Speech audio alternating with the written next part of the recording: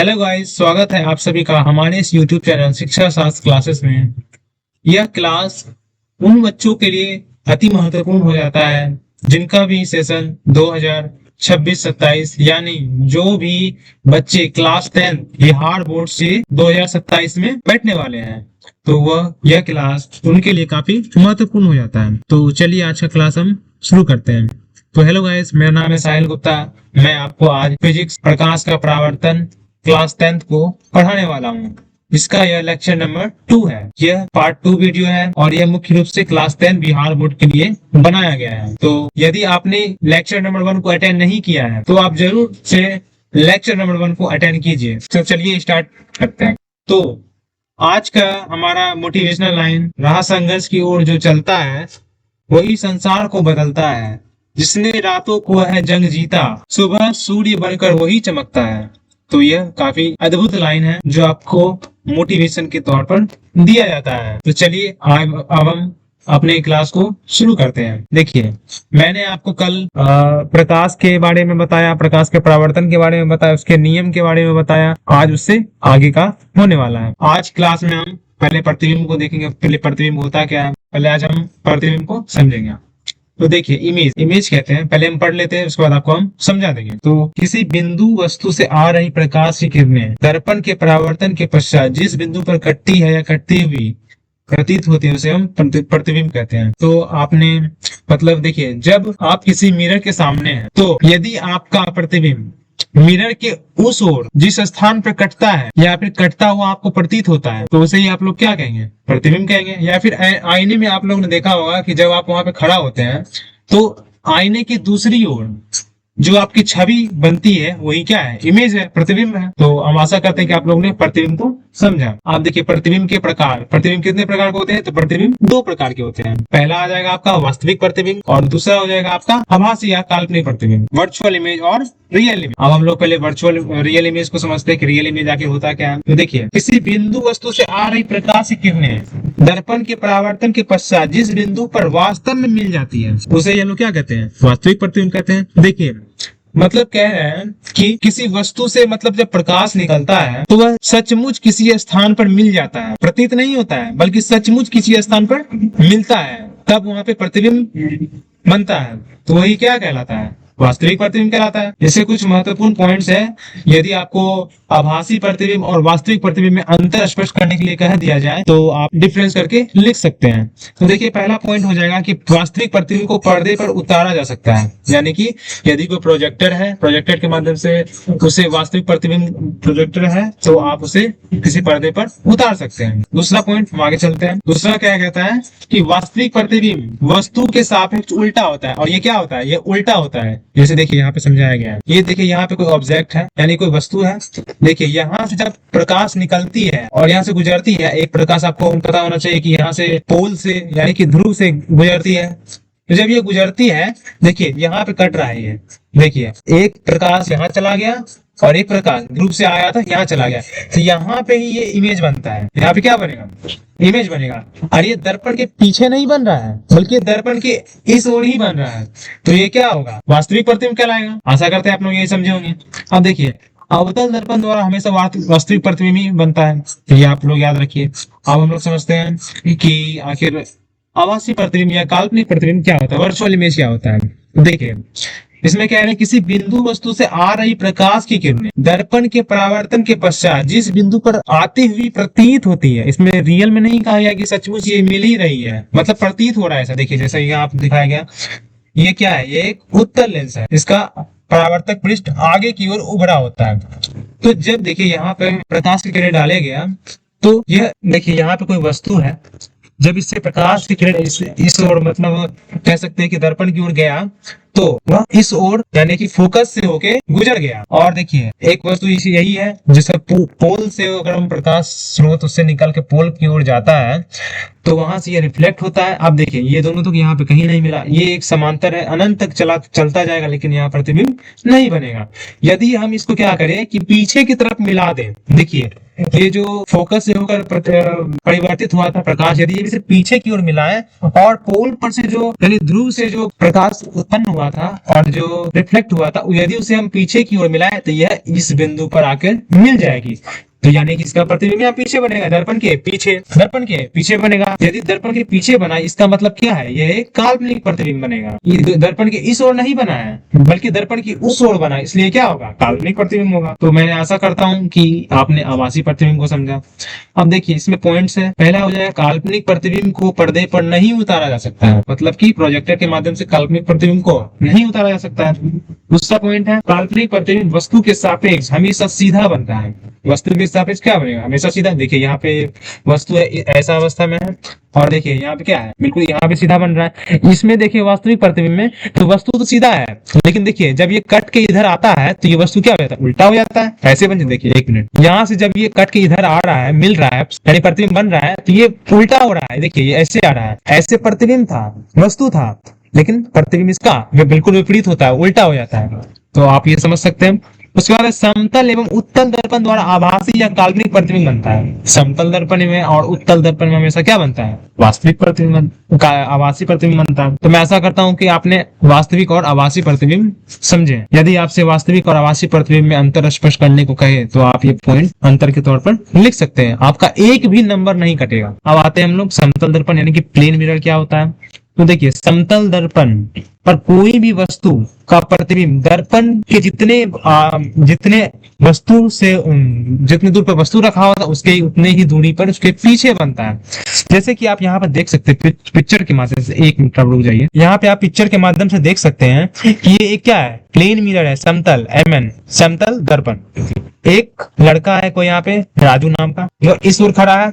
आप देखिए दर्पण के ठीक पीछे इसका प्रतिबिंब 10 सेंटीमीटर को दर्पण से वह लड़का 10 सेंटीमीटर की दूरी पर खड़ा है और वह उसका प्रतिबिंब जो है दर्पण के ठीक पीछे 10 सेंटीमीटर पर ही बना है। इससे क्या सिद्ध होता है कि वह जितने दूरी पर स्थित रहता है, ठीक बिल्कुल यहाँ पे सीधा बन रहा है। इसमें देखिए वास्तविक प्रतिबिंब में तो वस्तु तो सीधा है, लेकिन देखिए जब ये कट के इधर आता है तो ये वस्तु क्या हो जाता है, उल्टा हो जाता है। ऐसे बन, देखिए एक मिनट, देखिए यहाँ से जब ये कट के इधर आ रहा है, मिल रहा है, यानी प्रतिबिंब बन रहा है, तो ये उल्टा हो रहा है। देखिए ये ऐसे आ रहा है, ऐसे प्रतिबिंब था, वस्तु था, लेकिन प्रतिबिंब इसका बिल्कुल विपरीत होता है, उल्टा हो जाता है। तो आप ये समझ सकते हैं। उसके बाद समतल एवं उत्तल दर्पण द्वारा आभासी या काल्पनिक प्रतिबिंब बनता है। समतल दर्पण में और उत्तल दर्पण में हमेशा क्या बनता है, वास्तविक प्रतिबिंब, आभासी प्रतिबिंब बनता है। तो मैं ऐसा करता हूं कि आपने वास्तविक और आभासी प्रतिबिंब समझे। यदि आपसे वास्तविक और आभासी प्रतिबिंब में अंतर स्पष्ट करने को कहे तो आप ये पॉइंट अंतर के तौर पर लिख सकते हैं, आपका एक भी नंबर नहीं कटेगा। अब आते हैं हम लोग समतल दर्पण यानी कि प्लेन मिरर क्या होता है। तो देखिए समतल दर्पण पर कोई भी वस्तु का प्रतिबिंब दर्पण के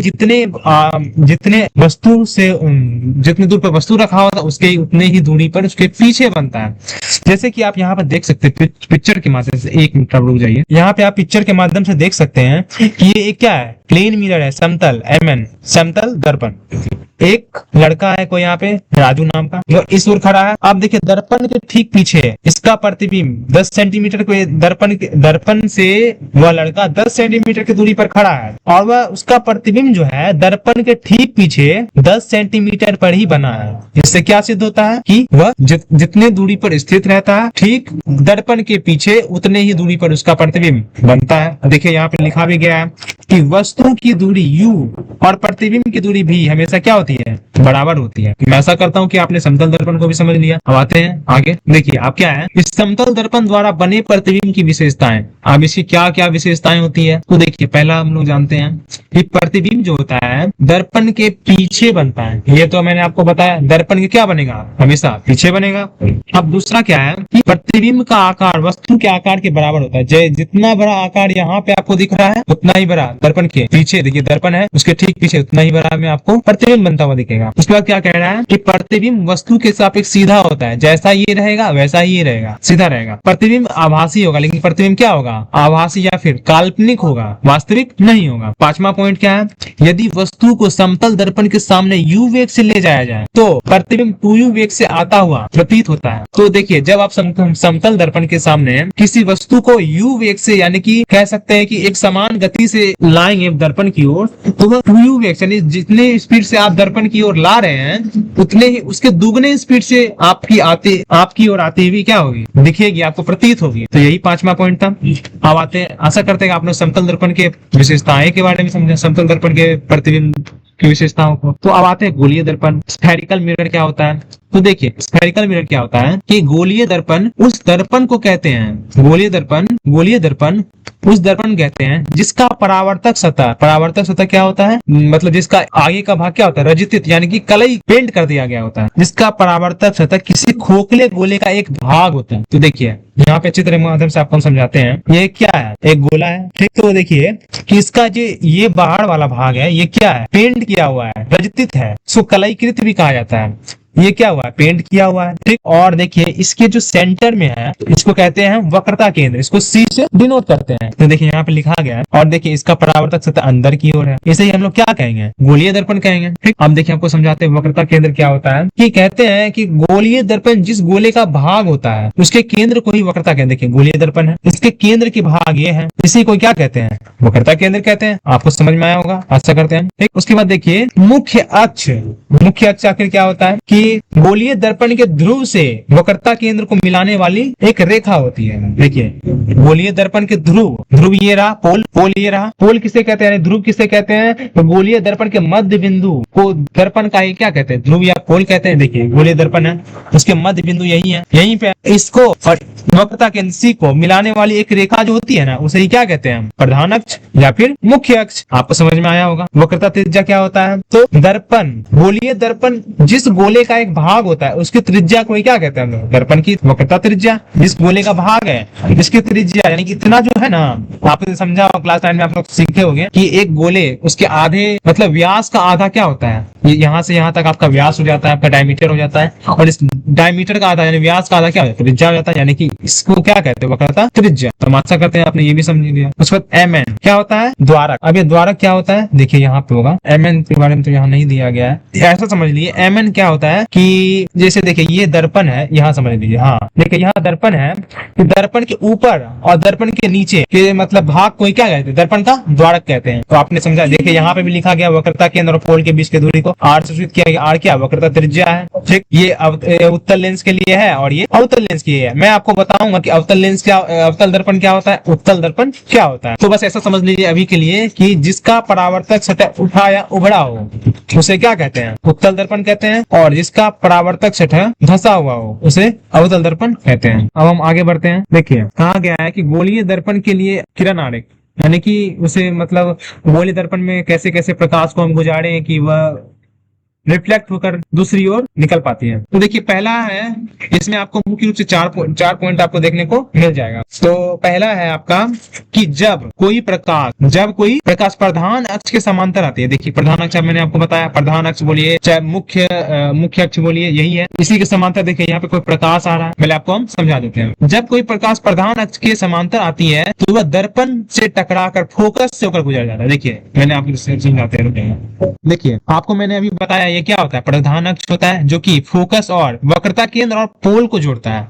पोल यानी ध्रुव के जो बीच से जाता है उसे क्या कहते हैं हम लोग, वक्रता केंद्र, सॉरी प्रधान अक्ष कहते हैं या फिर मुख्य अक्ष कहते हैं। अब देखिए जब कोई प्रकाश की किरण मुख्य अक्ष यानी प्रधान अक्ष के समांतर आती है तो वह फोकस से होकर परिवर्तित हो जाती है। यही क्या है, पहला पॉइंट। ये उत्तल दर्पण में भी होता है, ये भी देखिए उत्तल दर्पण में इसे जब प्रधान अक्ष के सामने लाया गया, समांतर में लाया गया तो यह परिवर्तित होकर फोकस से होकर गुजरने लगी। ठीक है, आप समझ गए। अब देखिए दूसरा पॉइंट क्या है, जब प्रकाश की किरण फोकस से होकर गुजरती है तो दर्पण से टकराकर प्रधान अक्ष के समांतर हो जाए। देखिए इसमें कहा गया है जब प्रकाश की फोकस हो गया, देखिए जब हम फोकस से इसको बढ़ाएंगे, देखिए यहाँ फोकस होता है, मैंने भी आपको बताया, फोकस से जब होकर गुजरती है तो वह समांतर हो जाती है किसकी, प्रधान अक्ष। देखिए प्रधान अक्ष है या का प्रधान अक्ष है, इसी के समांतर क्या गया, पैरेलल में ये हो गया। तो आशा करते क्या ये भी आपने समझ लिया।